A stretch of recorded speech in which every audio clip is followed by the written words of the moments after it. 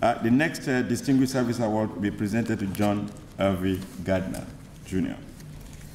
It's for bringing the world of science and mathematics to the blind through pioneering technologies that allow visually impaired scientists to read formerly inaccessible materials.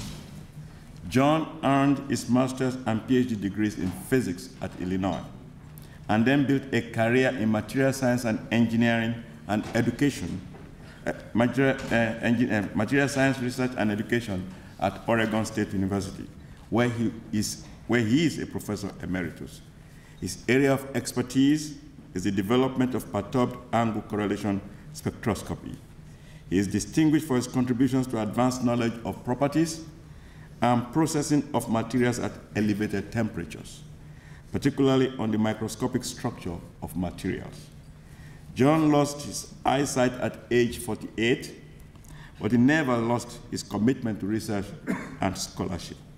Indeed, the loss inspired achievement in a different arena, new tools and techniques to access data. While at Oregon State University, John founded the Science Access Project, which created assistive technologies for visually impaired students. About 16 years ago, he founded ViewPlus Technologies, which is a world leader in the development of assistive technologies for people with sensory and learning disabilities. Today, he is Chief Technology Officer of ViewPlus Technologies. In addition to building a company to focus on making new technologies more accessible, he has worked with industry leaders such as Microsoft and Hewlett-Packard to ensure accessibility features to ensure that accessibility features are incorporated into their products and available globally. He has contributed to the development of a variety of tools that make scientific notation and publications more accessible to more people, whether they are creating or presenting data. John's collaboration with the American Physical Society is especially noteworthy, as it will make text, math, and figures in APS online journals accessible to people with visual and other disabilities. The University of Illinois at Urbana-Champaign has a #1 rating as the most disability-friendly US campuses. And I suspect that rating is in part due to John's long history of collaboration with the Division of Resources and Education Services. John, we've appreciated your frequent return to campus as a colloquium speaker for physics and to address the campus working group on accessibility. John's wife, Caroline, is with us today, as well as their lifelong friends, Bill and Shirley Donnell, and Dr. Janice Campbell. And now it is with great pleasure that I present John Arvy Gardner, Jr., with the College of Engineering Alumni Award for Distinguished Service.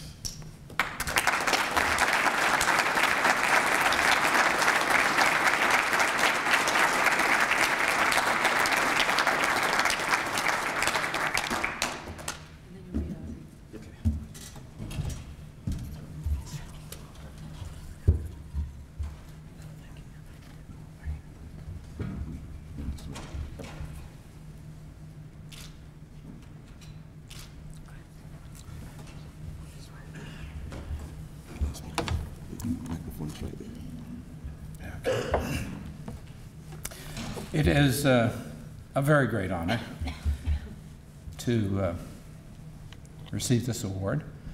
It's a great honor to be among this group of outstanding other recipients of the Distinguished Service Award. And it is inspiring to be here with you students. I've spent a large portion of my life working with students, trying to bring them along, and it's just wonderful to sit here and listen to these wonderful awards. So students, put up your hands. I'm going to give you a high five, high five. So how about giving me one back? High five.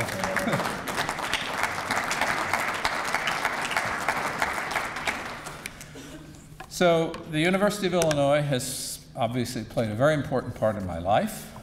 I came here to study physics 50 years ago last September. Oh, God, so long ago.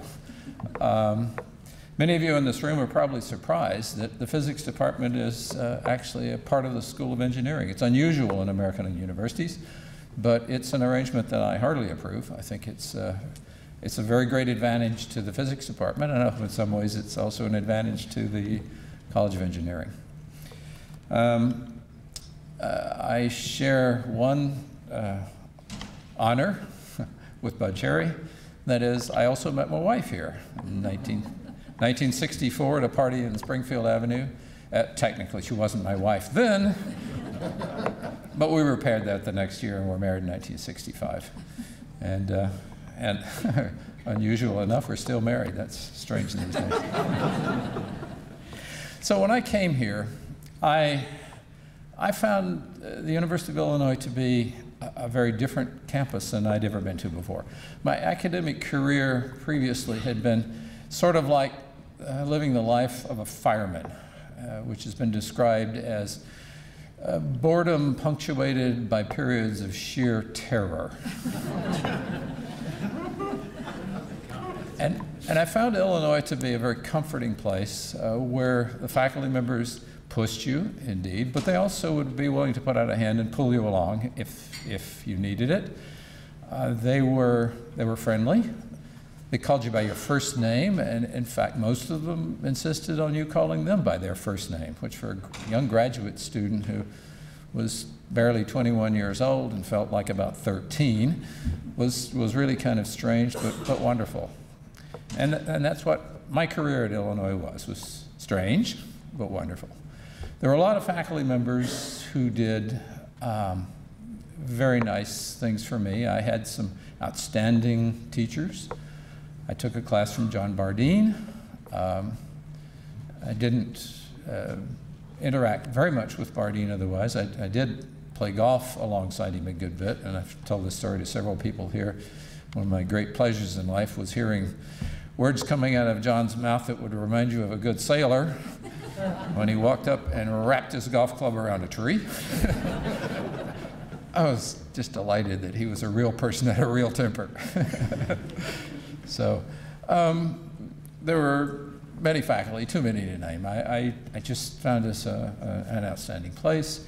Its influence on me is more than I actually can even tell you. I don't even know. I had the pleasure of having two PhD thesis advisors. David Lazarus was my thesis advisor for most of my PhD career, although I was actually being guided by a man who was only a couple of years older than I, who had come from Leeds, England, with the worst Yorkshire accent that you would have ever imagine, and as a postdoc. And he was the person that I worked with. His name was Peter Flynn. Peter was a brilliant man, and about 2 weeks before I was to take my final exam, he was promoted to associate professor. Associate professors at Illinois were allowed to have their own students. So David Lazarus walked into my lab and said, "By the way, John, don't know if you've heard, but Pete's been promoted to associate professor, can have his own student, so I just changed you and you're now his student. I hope you don't mind." And he walked out of my lab, so I guess I didn't mind, as if I had anything to say about it anyway. But anyway, 2 weeks, that's 2 weeks to get a student a PhD is not bad.